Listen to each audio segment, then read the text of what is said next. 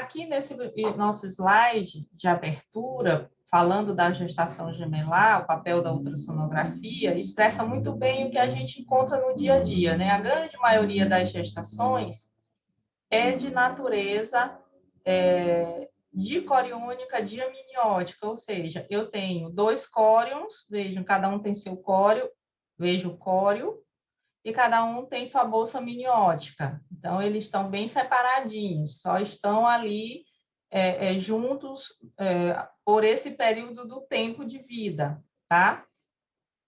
E o outro cenário são as gestações que a gente só tem uma placenta, veja, só tem uma bolsa coriônica, né? A placenta está formada aqui, a gente sabe que a parte do feto que forma a placenta é o córeo frondoso, e aqui é o córeo liso, que vai compor a membrana córeo-amniótica, né? Ela vai se juntar e se fusionar com esse amniozinho.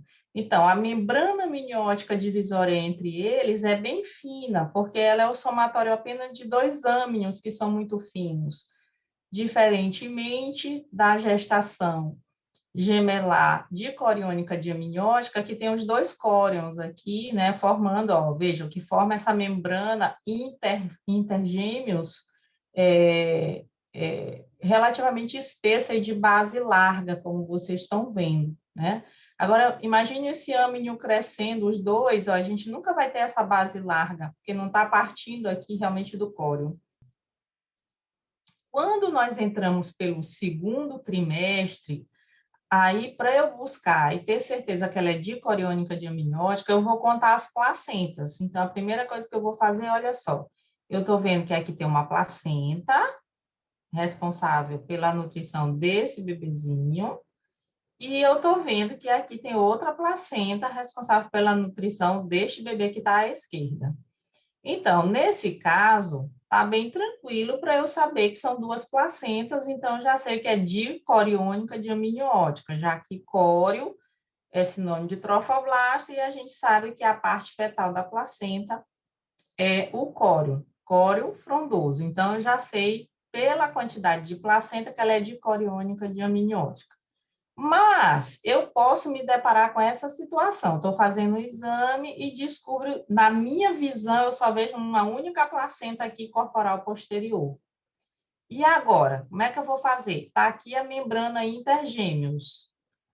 E aí? O que eu vou fazer? Eu vou observar primeiro a base dela. Observe que a base dela é larga. Então, isso aqui é o sinal de lambda que eu ainda estou conseguindo ver no segundo trimestre. E a membrana divisória é relativamente espessa. Então, é isso que vocês têm sempre que procurar observar. Olhando para a membrana, você vai seguindo com a sonda até encontrar a placenta e observa se tem essa base larga, que é o sinal de lambda, para você saber que, na verdade, aqui tem uma placenta que termina mais ou menos por aqui, e a outra placenta que termina por aqui. Ó. Elas estão juntinhas, mas são 2 placentas separadas, ou seja, elas não têm anastomoses entre elas. Elas só estão juntas, coladinhas uma na outra. Então, eu vou descrever que é massa placentária corporal posterior.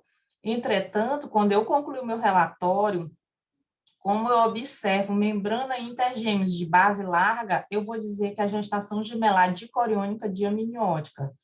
Mas, se eu tiver a felicidade de essa paciente ter feito o exame do primeiro trimestre e a pessoa, pelo menos, fotografou, eu vou saber a corionicidade, porque eu vou contar o número de saquinhos, tá? Então, o grande problema é quando a paciente não fez exame no primeiro trimestre, nenhum. Ela está descobrindo naquele segundo trimestre, chegou ali para fazer exame com a gente com 16, 17, 20 semanas, 23, e aí é que a gente está descobrindo que a gestação é gemelar, tá? Então, a gente tem que lançar mão dessas estratégias. Outra coisa que ajuda muito é se os bebês tiverem sexo diferente, né? Porque, obviamente, se tiver um masculino e um feminino, já sei que são 2 zigotos, né?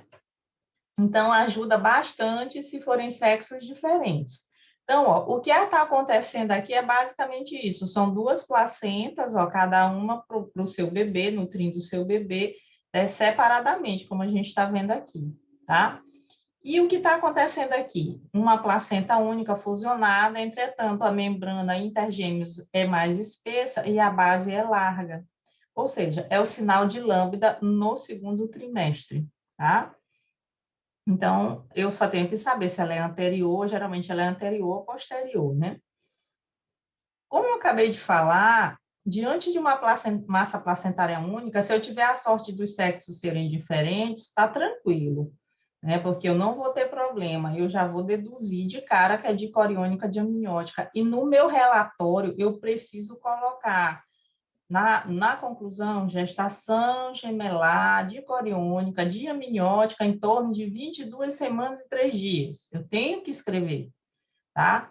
A corionicidade e a amniocidade. Bom, mas eu não tenho essa sorte de os sexos serem diferentes. São duas meninas ou dois meninos. E agora? Aí eu vou procurar o meu sinal de lambda, porque eu vou as duas placentas estão anteriores e estão próximas uma da outra, semelhante a essa situação que eu mostrei, duas posteriores bem juntinhas. Então eu venho pela membrana intergêmeos até encontrar a placenta. Quando eu encontrar a placenta, eu vejo se a base é larga ou não. E vejo que tem estudos publicados no American Journal em 1989, onde já se sabia, né, que se a espessura passar de 2 milímetros, tem um alto valor preditivo positivo, 95%, de realmente ser gemelar de coriônica diamniótica. Então, lembrando, o valor preditivo positivo é, uma vez identificada a membrana espessa no ultrassom, qual a chance de ser verdade o que eu estou vendo? Qual é a chance realmente de ser uma dicoriônica diamniótica? 95%. Então, gente, ajuda demais a gente ter esse cuidado de seguir a membrana intergêmeo. Evitem chamar a membrana amniótica divisória, porque a gente gosta de usar esse termo, porque ela não é só amniótica. Em se tratando de gemelar de coriônico diamniótico, ela, além do âmnio, ela tem os dois cores. Então, vamos chamar de membrana intergêmeos. Então, essa membrana entre os gêmeos, estando maior que 2 milímetros, eu já vou deduzir aí, obviamente com a ajuda do sinal de lambda, que é uma dicoriônica diamniótica. Já na monocoriônica diamniótica, ó, aqui é uma placenta única, a membrana é muito fina, que é o que eles chamam do sinal do T. Ó. Por quê? Porque justamente não tem o pico coriônico, não tem o córeo. Então, a membraninha só dividiu aqui, ó, na placa corial. Então, a placa corial é que houve a divisão. Aí você olha como se fosse um T. Ó, observe, você consegue construir um T.